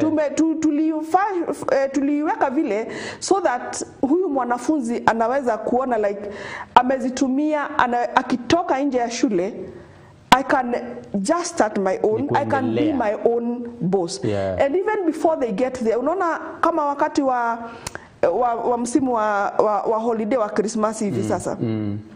This is the time people want to do a lot of beauty. And we encourage them actually na competition. Wewe ukisuka watu wako nywele wekelea na utuambie ni pesa kwa mtandao. We are also showing them how to use to leverage on social media marketing. How to market your own skill. So tunawaambia unatuma alafu mwenye atakuwa na earn a lot of money. Tunamuongezea pesa. It's a competition aimed at helping them, aimed at making them more industrious, more entrepreneurial. Yes. Okay. And so that means ya kwamba with the curriculum that we are having now in our country, right from primary school all the way mpaka to our colleges and even universities, ni kwamba katika karne hii ya 21 without skills, it's going to be very difficult for someone to really maneuver. It's gonna be very difficult. We need what has changed that was not there when sisi tulikuwa shule? Not much has changed because sijui ulikuwa shule zigani. Unajua nimekati hapa na wakati tulikuwa shule sijui unajua mimi nilisoma kwa huo mtwala wa 844. In the 80s and 90s I was in school, in primary school. Na huwa wakati hata subjects zenye tulikuwa tunafanya sisi ni wale ambao tulifanya KCPE out of 700 marks. Na tulikuwa tunafanya subjects mingi sana. Home science, art and craft, music. Na tukiongea kuhusu for example kitu kama art and craft, tuliweza kutengeneza I remember making a feeding trough. Kulikuwa na zingine zilikuwa zinaitwa room. Unajua room huwezi jua. Kuna crocheting ilikuwa inafanywa na kitu. It was kind of a square, it has nails, inatengeneza. You used to make those ones. Na tunatengeneza vitambaa using that thing. Unaona? Tulitengeneza a traditional hat. Huko ndiko nilifunzwa back stitches na tacking stitches and loop stitches. That is where I did my first meal. Tulikuwa in primary school. Tulikuwa tunapika. And I remember our school had an art and craft workshop. It had a home science room and it had a music room. That was Nyamachaki Primary School in Nyeri. So tulikuwa tunafanya practical skills. That is true. By the time unatoka pale, hata tukienda secondary school, kuna shule zilikuwa wanafanya electrical engineering. Ulizipata? Kuna shule zilikuwa zinafanya electrical. Unapata mwanafunzi vile wewe unaenda kufanya agriculture ama business ama home science, kuna mwenye anafanya electrical. Hiyo si kuipata. But mimi nilipata hiyo 700 ikakaa kidogo, I think like 3 years ikatolewa. There were schools and I can give you a good example is Jomo Kenyatta, na sijui kama Jomo Kenyatta was Nyeri High or Kagumo High was, there were students who are doing electrical. So huyo mwanafunzi mwenye amefanya electrical akikuja college is almost like ashafanya, so it's so easy. Unajua when we are choosing careers, what tuna advise whatever you can easily be able to do, it would be a good way of choosing a career because you're not going to struggle or to be forced. So kama mwenye alifanya electrical, tunaona, so that was.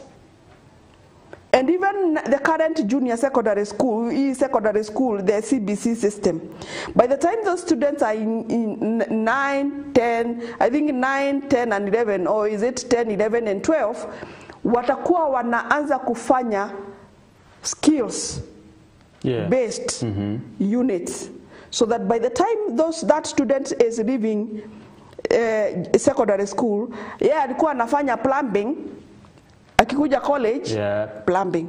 Yeye alikuwa anafanya for example masonry, akikuja college anakuja ku advance. Anafuata hiyo. That way. Okay.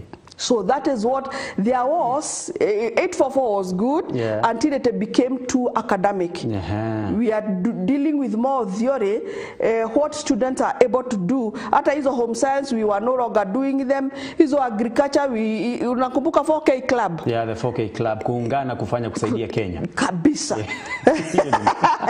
The agriculture zikatolewa, yet we are keeping on singing here that agriculture is the backbone of Kenyan economy. That is true. So that is what diluted the 844 system. And I think the CBC is an attempt to go back to the roots. Okay. We lost it somewhere. We lost in instilling skills. Lakini sasa tuna lessons. We have learned lessons. Tukiangalia kama saa hii tumesikia waajiri waki make a lot of complaints. Mtu amefanya engineering lakini mueleze au kuunganishia waya. Lakini certificate yake ni first class honors. That is true. First class honors. Lakini kufanya to do whatever pertains. Na unajua tukigraduate tunasema to do, we are giving you powers to go and do what pertains. Wewe kudo what pertains, zero. Haiko. So someone looks at you anashindwa. Na graduate kabisa na kabisa. That has been a gap and the CBC and CBET training is coming to fill that gap. And because for any country to develop, we must be industrialized. And we are not going to be industrialized tukiwa na theory. It is skills, instilling skills. Na tunapo, as well as we instill these skills, tuna create problem solving. We are also teaching innovation and then the soft skills, so that with the skills I can be an entrepreneur. Unajua kuna watu hii dunia uko na skills lakini hakuzikusaidia. You are not even earning from them. You are just there but you have. Ninajua sana kusuka nywele lakini sina hiyo business mind. I'm not an entrepreneur. Ama ninakuwa entrepreneur lakini vile ninaongeleshaga watu tu, they keep on running away from. Atu unasema nataka kunyoa. Na tukae chini. Na hata nikiingia pale, sijui kama unaingia kinyozi, unaingia pale hata kinyozi hata hasimami ni wewe tu unamwambia ako tu kwa simu. Wewe ndio unamwambia aise. Alafu anakuangalia before hata akuzungumzia ashakuangalia dakika 5. So how will you go back to that? No. So this is what we are doing. And I believe that is very good, and I like the fact that it's from primary school pale ambapo msingi unawekwa. Because I think some of us hata kile ambacho kilifanya I think in high school we were not even able to do drop agriculture ni kwa sababu kutoka primary umekuja kupata nayo high school. It's like a monster. But kama ungekuwa umeanza nayo huko chini tunaendelea nayo kuingia, and I think that is something that is really really nice. So going forward, that means ya kwamba the kind of students ambao watakuwa produce na our learning institutions ni watu ambao wakienda kule kwa job market they have a place. And also it's not just about you being employed, pia you are being taught skills on how you can be an employer. Sasa tunatoka mtwara wa education. Unajua the previous one, this one that was too academic, it was creating employees.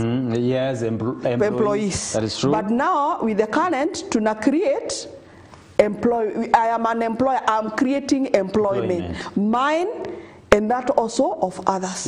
Manake nikifungua salon sasa kama leo, for me to thrive I need I need some more helpers.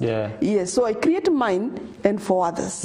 And that one is also going to be trying to solve the problem of unemployment in our country. And now in this system, maybe someone mwenye alikuwa kwa ile system nyingine yenye ilikuwa yenye ili focus more on theory, and maybe ameangalia na akaona sasa hapa venye kunaenda some of us tukicheza tutajipata nje. Can someone make a decision ya kukuja ku-update his skills or her skills? You can make, and they are making something that is very interesting. Nimeona wanafunzi ambao wamequalify kwenda university ameitwa kufanya for example electrical engineering, na badala ya yeye proceed ana defer course na tunamfunza artisan in electrical engineering. They're doing it as we speak? Yes. Okay. I have seen students when you wameenda long vacation wakikuja kufanya short courses za hands-on skills. Nimeona wanafunzi ambaye yeye anajua ataenda kufanya for example a course in nursing, lakini before hiyo time ifike ya kwenda anafanya short course for example in beauty. Yeah. Mawazo ya huyo mwanafunzi yeye akona side hustle. Ametrain akona ka side hustle. Yeah. Akifika huko as much as anafanya nursing, pale wanafunzi anaweza watengeneza makucha. Yeah. Yeah. And you know, maybe you can probably speak on behalf of Rift Valley Institute, but also I wanted to ask you, because now the fact that you have been involved na masuala ya elimu for some time, do you think that now our learning institutions are now at that level whereby they are able to really kuwasaidia hawa wanafunzi ambao wanakuja katika maeneo haya to be armed in terms of equipments and all these things? Do you believe ya kwamba our learning institutions are able to, ama itafika mahali kuwa a very frustrating process because probably a certain college is not well equipped? The truth is, the government has done quite some investment in the institutions, yeah, and there are some private technical training colleges that have heavily invested. And I want to promise you, I don't know whether you have been in RVIPs, lakini umeona you have been airing our workshops here. We have. There are many institutions, and RVIPs is one of them, that has invested in workshops. And this is something that I would want to kuhamasisha wazazi, kuhamasisha wanafunzi. Ni manake kuna trend in this Gen Z generation. Wao ndio wana make decision ya shule yenye watataka kwenda. Before I make hiyo decision, achague shule ambayo iko na workshops. And one way to do it is ukienda kwa hiyo reception, ikiwa wewe unataka kufanya electrical engineering, challenge the people there. Mimi nataka kuona lab yenu, nataka kuona workshop yenu. Because that's your right. Because that is your right. Ni kama wewe unataka kununua gari, nitakwambilia magari vile inakaa, si utakuja kwa yadi, uione, uingie, ugurumishe. Lazima ufanye vile. Manake kuna baadhi za mashule ambazo zinauza courses lakini workshops hakuna. Kwa hivyo bado mnaenda pale kusoma theory. That is true. So ni vyema katika shule ambao utakayochagua uende ufanye, you know, a reconnaissance, go and see the workshops. See for yourself. Na if possible, enda wakati shule is in progress. In progress. Utaweza kuona wanafunzi, utaweza hata kuhoji wanafunzi wengine jinsi wanavyoendelea. Unajua wanafunzi hawadanganyani. Hawadanganyi. Unaona? Na kama saa hii tuko na mtihani KCSE ambayo iko karibu kutoka. Saa hii tuko na wanafunzi wanafanya short courses wa computer as they wait for results. Sisi kama RVIPs vile huwa tunafanya, wanapokuwa pale tunawapatia career counseling na tunawauliza what would you want to do, whether they will be joining the university or not. Kama ulikuwa unataka kufanya for example automotive engineering, tunakupatia nafasi ya kuingia kwa hiyo workshop na mnaongea na walimu na wanafunzi pale, unaenda kuona vile wanafunzi huwa wanafanya, so that even as you make that decision, it is from an informed position. Yeah, sure. Because you have seen, you have really thought about it, you have interacted, so you have been given an opportunity to make the right the right choice. Shikilia hapo. Yes. Wow, this is so amazing, mpenzi mtazamaji, the fact that we are talking about these issues, kwa sababu ni muhimu sana kuzungumza mambo yalivyo. Kama vile ambavyo unajua ni kwamba mtaala wa masomo katika taifa la Kenya umebadilika, kwanza katika shule za msingi kule umebadilika kabisa. Na kwa hiyo lazima pia kama mzazi na kama mwanafunzi uweze kuelewa wakati ambapo hii ni CBC inasemekana ama CBT nyingine ambayo inasemekana, what are we really talking about, so that usiende tu college ukiwa hata ujielewi na unapewa some of the things that you can do. Ukijua kuna college fulani unataka kujiunga nayo, enda huko before wakati ambapo masomo yako in progress, enda uangalie kama wako na hivyo vitu ambavyo unafaa kuvitumia, because if they don't have, ukijiunga nao itakuwa tu bado ni theory ambayo umeenda kufanya. And I can promise you, ukitoka huko na mwingine atoke kwa ile ambayo iko well equipped, wewe utakuwa nje in the job market, because kile ambacho mwajiri anaangalia ni kuangalia mtu ambaye anaweza akafanya hiyo kazi kwa njia ile safi kabisa. And also it is not just about wewe kwenda kusoma ndivyo uajiriwe. Hapana, ni wewe pia kwenda kusoma unaweza ukajiajiri and you create employment. Ndivyo pia iweze kuondoa that thing ya ku really depend on employment for so long. That's why sometimes unasikia kwamba mtu ametama for 10 years na mtu anakuambia ni graduate, unamuuliza for 10 years you have never gotten a job, what do you do? Anakuambia niko tu nyumbani. But kama mtu alienda na ukafunzwa vizuri how to do things, you know, na kufanya hivi, ukitoka kama uajiri unasema wacha nitafute tu capital kidogo nijianzishie biashara yangu. So it's very very important, it's very very key. Nataka tuchukue tu kipindi kifupi sana cha mapumziko, and then tukirudi hapa tukiwa na mwalimu mkuu wa Rift Valley Institute of Business Studies RVs, mwalimu mkuu Pasi Kihumba, tuje tumalizie. These are good conversations, it's going to help you. Na ile siku utanini unitumie message, sina mbali. Yeah.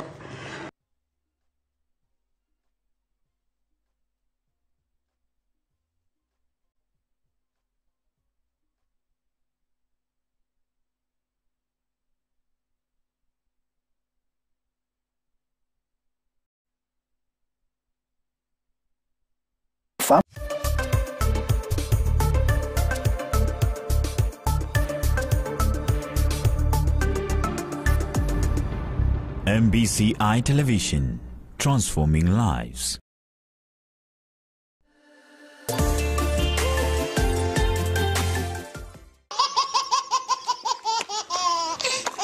Kujikaza kisabuni utasema aje kwa kizungu? Me strong like a soap. Me strong like a soap. Asio hizo ndo gani sasa? Unajua kuna huyu mtu kwa Bible alikuwa anaitwa John the Baptist. Baba ya John the Baptist alikuwa anaitwa nani? John the Baptist. Paul. Kwa anaitwa? Paul. Kienyeji kwa kizungu? kienyeji kwanza ndio nini? Kienyeji tuseme hii siku na statement watu wasema huyu mtu ni mtu kienyeji. Sasa kienyeji kwa kizungu? Mimi kienyeji najua gani zile food za tumbo za ng'ombe. Gani hiyo? Mara. Just relax. Nini higo? Hizo ndizo tunaita kienyeji. Motura. Nataka unikamilishie medali. Ng'ombe akivunjika guu anatembea na miguu tatu. What did I hear? Ako na miguu tatu, akivunjika mguu ako na miguu tatu. Kutembea ni aste aste na kukimbia? Puchu puchu. Can't let go. Peace be with you. At Amara Realty, we believe in providing you with peace of mind. That's exactly what our latest project, Shalom Gardens Phase 2, aims to offer. Located in the heart of Joskandovoine, this is an area with all social amenities you could possibly need and think of already here, just for you. And that is not all. Invest in a project that is value added with the modern gates, as you can see on ground. We've also graded the roads for you, and we have electric fencing for your security. And at Amara Realty, size matters. Get yourself a quarter acre for only the price of 1.4 million. Shalom Gardens Phase 2 is not just a piece of land, it's your peace of mind. Amara Realty, for your peace of mind. Welcome to Achievers Group of Schools, where every child is encouraged to dream, learn and achieve. With a dedicated campus for boys, girls and junior secondary school students, we believe in providing a tailored and focused learning environment for every child. What sets us apart is our commitment to instill strong Christian values in our students. We understand that each child is unique, thus every student receives personalized attention and feedback, and we nurture their potential to help them become the best version of themselves. In addition to academics, our school offers a wide range of extracurricular activities, including digital skill training, swimming, chess, and many more. And the best part, Achievers Group of Schools is affordable for all families, with fees set at just 25,000 Kenya shillings per term. Quality education doesn't have to break the bank. To secure your child's sport, reach us out to us today. Text us or WhatsApp or call us at 0712 847 061 or 0723 281 262, or send us an email at achievers.school.ke@gmail.com. Located a few kilometers from Chuka University, opposite Rubate Teachers College.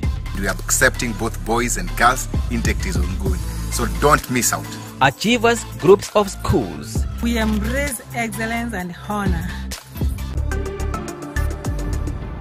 MBCI Television, transforming lives.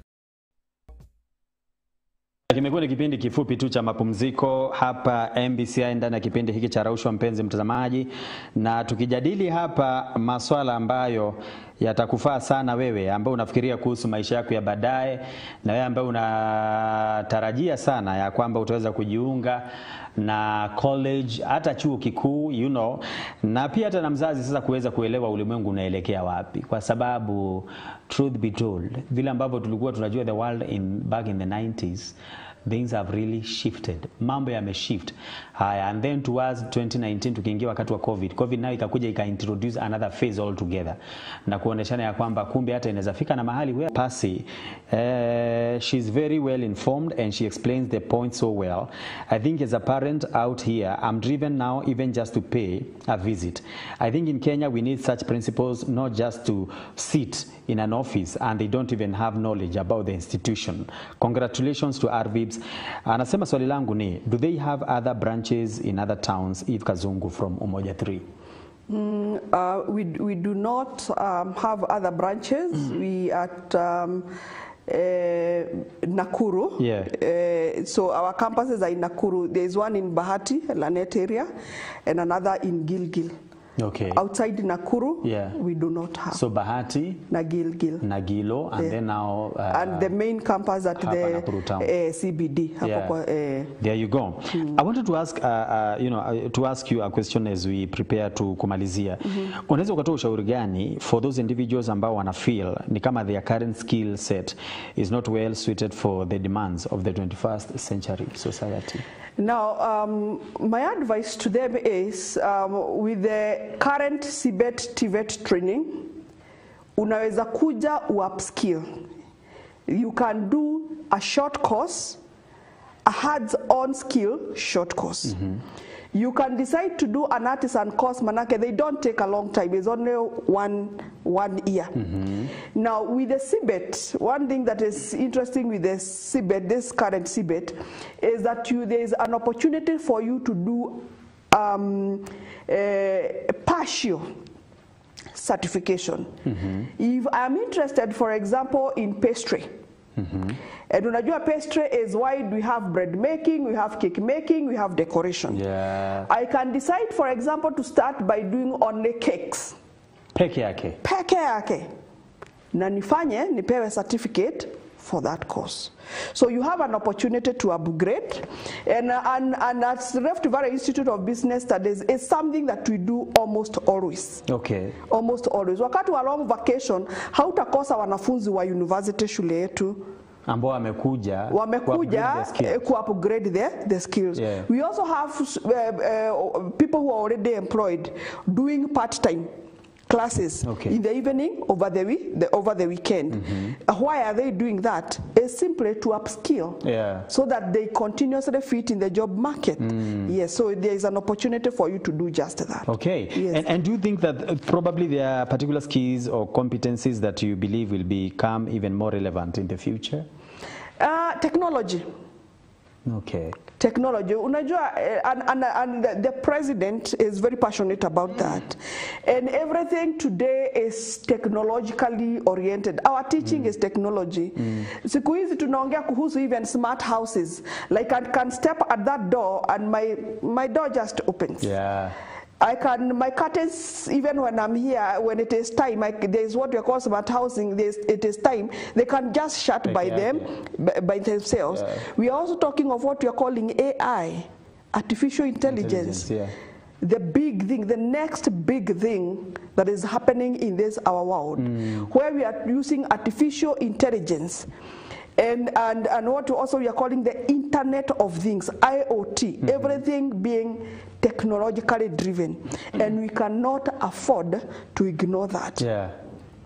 Right now, because we know that this is the next big thing, right now at Rift Valley Institute of Business Studies, ukiingia tu kwa gate, we have set up a technological space, African tech space.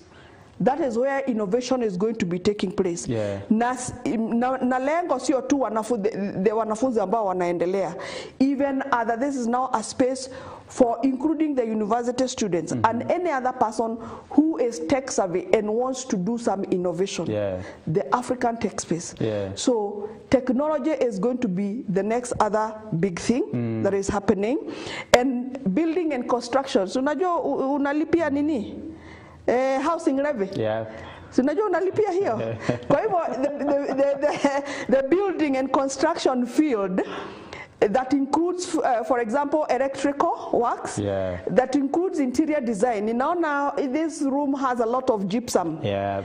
That is the work of the interior designers, the plumbers. Yeah. You know, and not to mention agriculture. Unajua our president is agricultural. And now we are not only talking about agriculture, but agri-business. And you know, technology is also involved in it because now we have what we are calling smart agriculture. Everything today is smart this, smart this. That is true. So you must be technologically savvy. We must be all prepared. And I'm glad to say that as we keep doing a lot of research in our institution, and that is why now we are having the tech space. Okay. Yeah. We also do a lot of innovations so that we can help us get the skills so that we can fit within the job market. Okay. And another thing, unaona the service industry. The service industry is, and hii service industry we are talking about beauty. Unaona hiyo beauty nowadays nilisikia wakisema if you want to know your girlfriend vile anakaaga siku hizi, unajua tunaonekana tukiwa the first date you were swimming ndio muweze kumjua. Now the beauty industry, the hospitality industry. So unaona siku hizi kuna we just call and food is food delivery and food is delivery. So the service industry is also another area to put a keen eye on. That's amazing. Yeah. You can briefly mention about the intakes as we wind up, and also maybe your parting shot as far as this conversation is concerned. Now, Rift Valley Institute of Business Studies, number one, we're in Nakuru, CBD, just next to the railways. We are housed in the railways grounds next to railways police station, and we are also at Biashara Center, the second, the third, and the fourth floor. Now, our January intake is ongoing. We actually opened school on that, and today is when the new students are reporting. So you better hurry up before nafasi ziishe. And I want to promise you that when you get there, we have all the skill labs that are necessary. You know, like we have the right things, the right expertise, the right skills lab, so much so that we were not, you know, the CS of we had invited in our graduation CS TVET, Esther Moria. Although Dr. Esther Moria, although he sent a representative, when you have the audacity to call the CS, because umejipanga vizuri. Umejipanga vizuri. Akiingia pale uko na kila kitu. So we have all the departments. We have health sciences. We have medical engineering there. We have emergency medical technicians. We have a big hospitality industry department. So much so that we do a lot of the Nakuru County government events as ushers.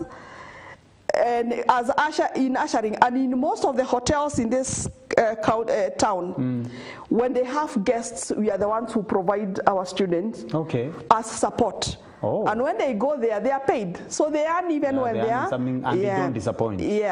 So we have the School of Cosmetology. Kwa hiyo School of Cosmetology, many salon owners, they always come to get our students there. We have the School of Business, we have engineering, we have plumbing, we have electrical, we have automotive engineering. We have a School of Fashion and Design, a School of Fashion and Design. We also do interior design. Ukienda kwa hiyo African tech space just outside our gate, our students were part of the people who are doing the space, and it looks beautiful, very beautiful.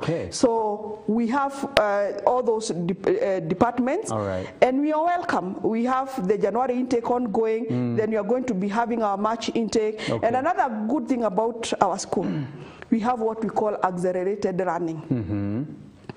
One calendar year, January to December, we have 4 terms.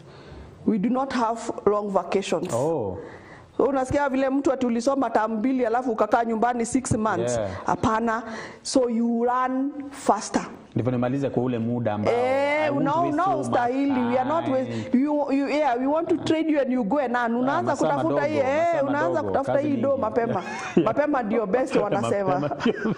Thank you so very much. For someone who might want to talk to you, the institution, the numbers to call. The numbers to call is 0715 0715 111 111 0715 111 102 0715 111 103. Those numbers are 24/7 open. There are people behind those numbers. So you call, and even if you send a message, they are going to be they are going to respond. Then we have our website. You can register and apply on our website. Now upatiwe an admission letter there. We have www.rvibs.ac.ke www.rvibs.ac.ke utapata pale. Then we have we also have USSD. I've forgotten a little bit. Is I think *569, but I know have given that details. So you can get assistance, and better still, the best thing that you can do is visit the college, because tumesema ukuja uone kama hizo facilities ziko, kama hizo workshops ziko. You don't make a blunder of like unataka kufanya hospitality na huko hakuna kitchen na hakuna service area. Utakuwa na shida kubwa. You will not have made any difference. That is true. So thank you so very much. I appreciate your coming here. And I believe ya kwamba nimeona the fact that you have been involved na mambo mingi sana ya elimu, even training teachers. I believe ya kwamba when we are having issues to do with education, tukikupigia simu unapatikana. Nitapatikana na huwa ninapatikana. I have done it before. I've told you. Nimesikia we really need to have this conversation. Kwa sababu ni kwa kumsaidia Mkenya yote pahali alipo, hata yule ambaye yuko nje ya nchi ajua kwamba mambo yamebadilika, si vile ambavyo aliacha. Allow me to do a parting shot. Okay, please. Because the KCSE is going to be released this week.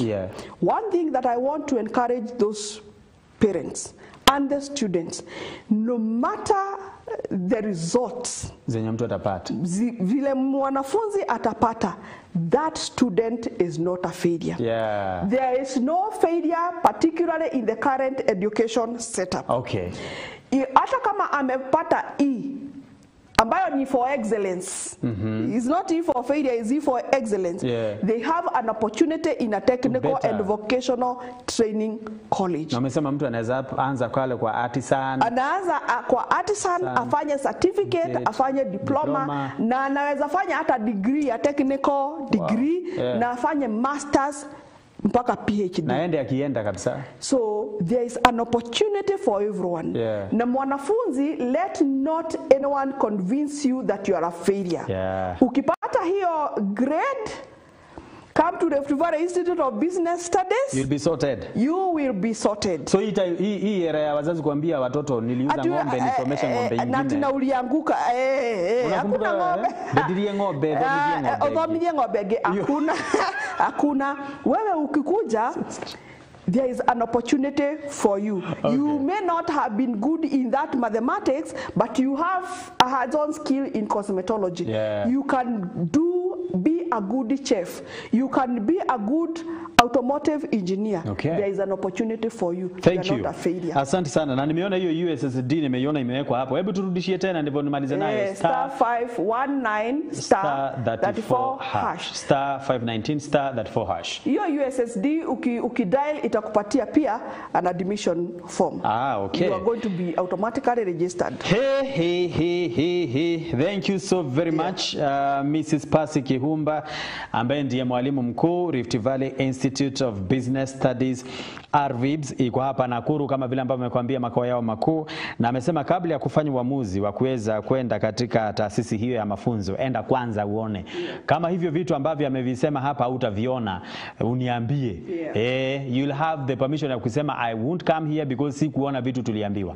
Lakini ukienda uvipate, please take advantage. Yes. Take advantage kwa sababu nafasi hata ukisikia kuna intake, nafasi si nyingi vile. So ni haraka yako ndio ambayo itakukusaidia na mambo yatakuwa ni shwari kabisa, na hata utagaidiwa kule, utapewa career guidance so that you don't just take any course.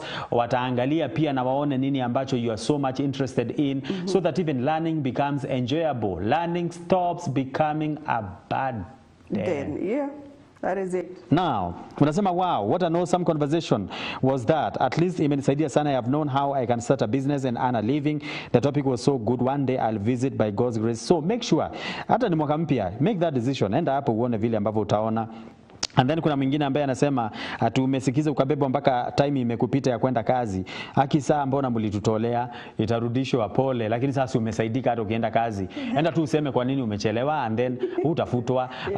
Alafu mambo itakuwa shwari kabisa. Now, kibao kimoja nirudi, nikuja niangalie today's inspiration as I prepare to wind up, kwa sababu kumbuka hata nikimaliza Raushwa by nitarudi. Wacha tupate wimbo.